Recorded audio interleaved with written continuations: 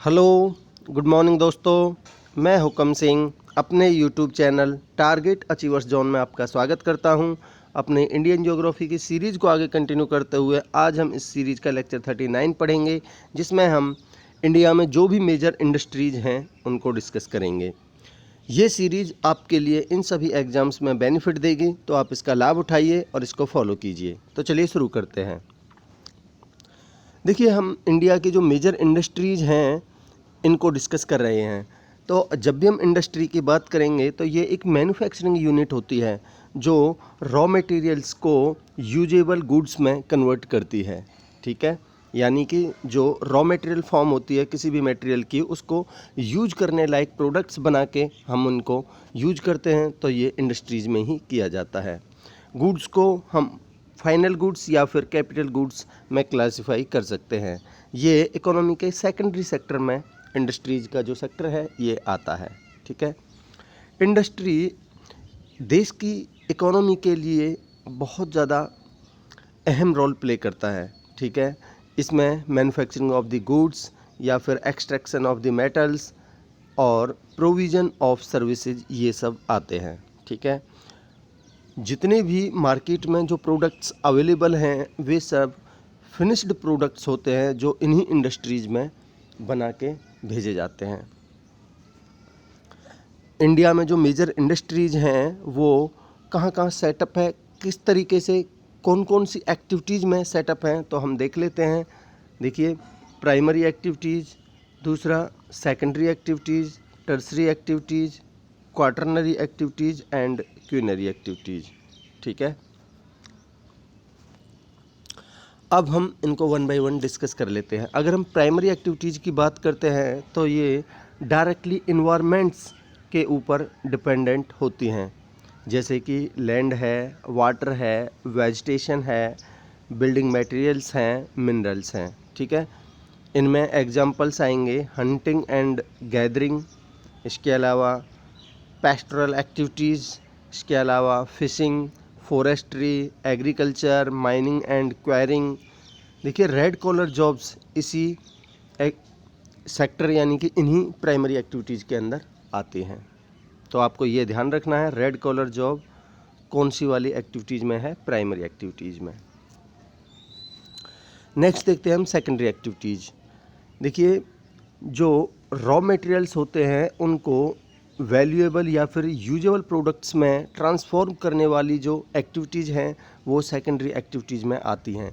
इनमें manufacturing, processing और industries का कंस्ट्रक्शन यानी कि हम इंफ्रास्ट्रक्चर कह सकते हैं।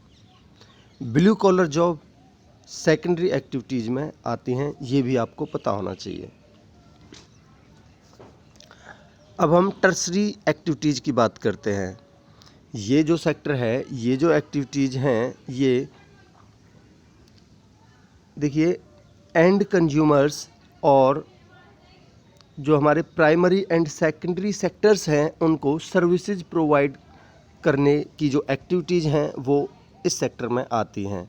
ठीक है, जो ये इन एक्टिविटीज़ की जो चेन है उसमें सबसे इम्पोर्टेंट सेक्टर इसको माना जाता है, टर्सरी सेक्टर को। तो आपको ध्यान ये रखना है कि जितनी भी सर्विसेज हैं वो टर्सरी सेक्टर में आती हैं।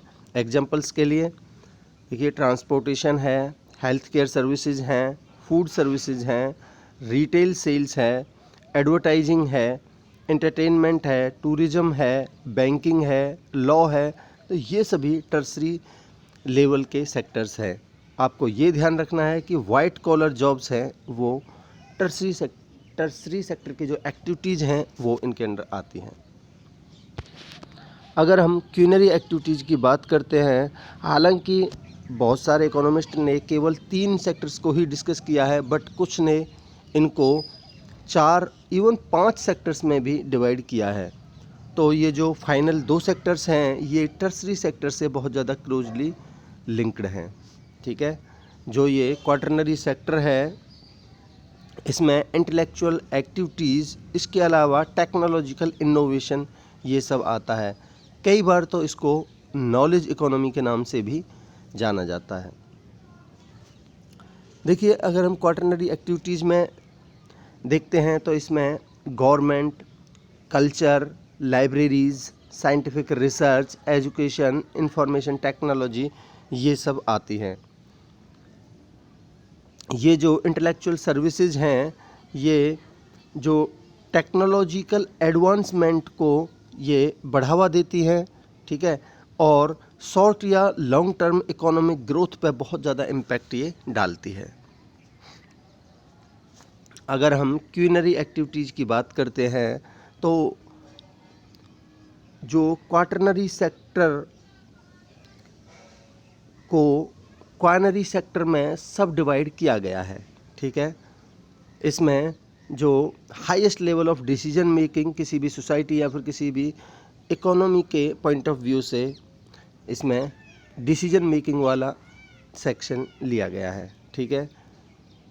इस सेक्टर में एग्जीक्यूटिव्स या फिर ऑफिशियल्स सच एज गवर्नमेंट है, साइंस है, यूनिवर्सिटीज़ हैं, नॉन प्रॉफिट्स हैं, हेल्थ केयर है, कल्चर है, मीडिया है, ये सब इंक्लूडेड हैं, ठीक है। देखिए पुलिस और फायर डिपार्टमेंट भी इसी के अंडर इंक्लूड किया गया है।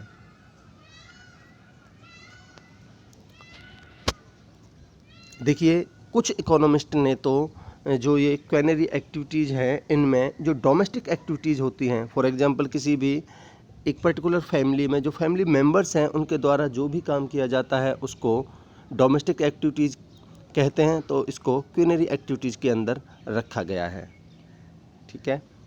ये जो एक्टिविटीज़ हैं फॉर एग्जांपल चाइल्ड केयर है, हाउस कीपिंग है, ये हालांकि जो मॉनेटरी अमाउंट्स के हिसाब से इनको मेजर नहीं किया जाता, बट कहीं ना कहीं ये इकोनॉमी के लिए एक कंट्रीब्यूशन प्रोवाइड करते हैं। गोल्ड कॉलर प्रोफेशंस इसके अंडर आते हैं, तो क्यूनरी के अंडर गोल्ड कॉलर आते हैं, ये आपको ध्यान रखना है। अगर हम फुटलूज इंडस्ट्रीज़ की बात करें तो ये इस प्रकार की इंडस्ट्रीज़ हैं, इनको कहीं भी किसी भी वैरायटी ऑफ प्लेसेस पे इंस्टॉल किया जा सकता है, ठीक है। ये किसी भी स्पेसिफिक रॉ मटेरियल के ऊपर डिपेंडेंट नहीं होते, ठीक है, या फिर वेट लूजिंग के अंडर ये नहीं आते।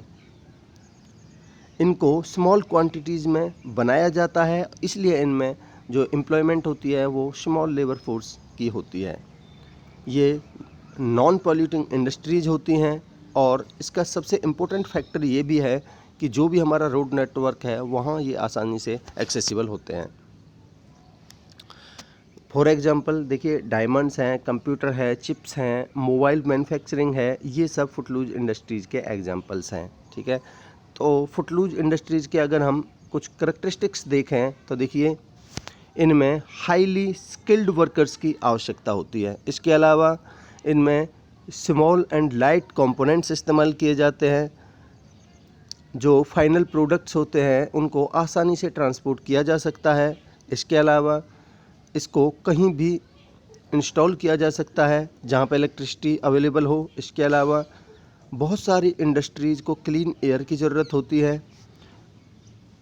ये जो हमारे स्किल्ड माइग्रेंट्स हैं उनको अट्रैक्ट करती है और जो अर्बनाइजेशन है उसको भी काउंटर करती है, ठीक है। इसके अलावा कुछ सिमिलर इंडस्ट्रीज़ है to swap ideas and suppliers.